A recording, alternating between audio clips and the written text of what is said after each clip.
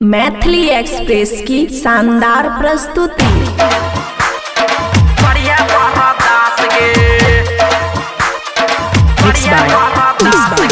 DJ राजा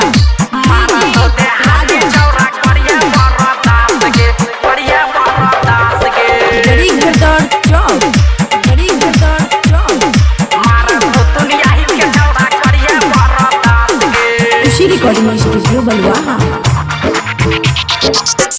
रजनी बास छौरी काट जाची घास गे रजनी बास छौरी रजनी बास छौरी काट जाची घास गे मार तो देहाती छौरा करिया बरदास गे मार तो पूरी के छौरा करिया बरदास गे ऊपर से तेल देबो नीचा बस ठेल गे ऊपर से तेल देबो गछड़िया ऊपर से तेल देबो नीचा बस ठेल गे मारा तो देहाती छौरा करिया बरदास गे मारा तो दुनियाही के छौरा करिया बरदास गे।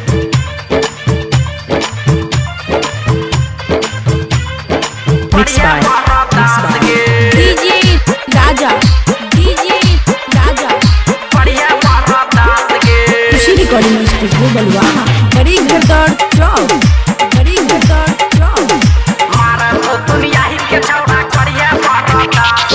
पहिला ही रात में तोड़े देव सिल गे पहिला ही रात में गछड़िया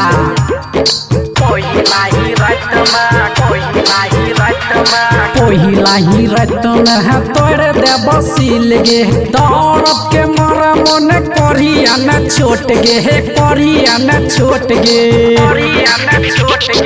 होठवा के लाली छौरी जतो सब चाट गे होठवा के लाली गछड़िया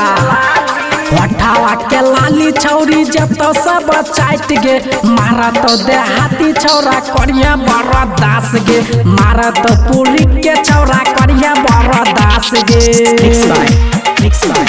डीजे राजा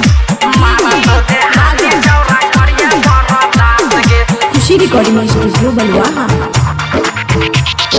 चोलिया के चीज से खेलब फुटबॉल गे चोलिया के चीज से गछड़िया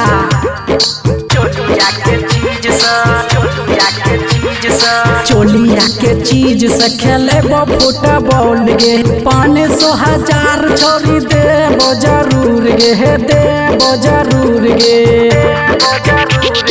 केसी बलमुआ छौरी बुझ गेल बात गे राइटर मर्जीत छौरी गछड़िया केसी बलमुआ छौरी बुझ गेल बात गे मार तो देहाती छौरा करिया बरदास गे मार तो पूरी के छौरा करिया बरदास गे रजनी बास छौरी काट जाची घास गे रजनी बास छौरी रजनी बास छौरी काट जाची घास गे मार तो देहाती छौरा करिया बरदास गे मार तो दुनियाही के छौरा करिया बरदास गे मार तो पूरी के छौरा करिया बरदास गे।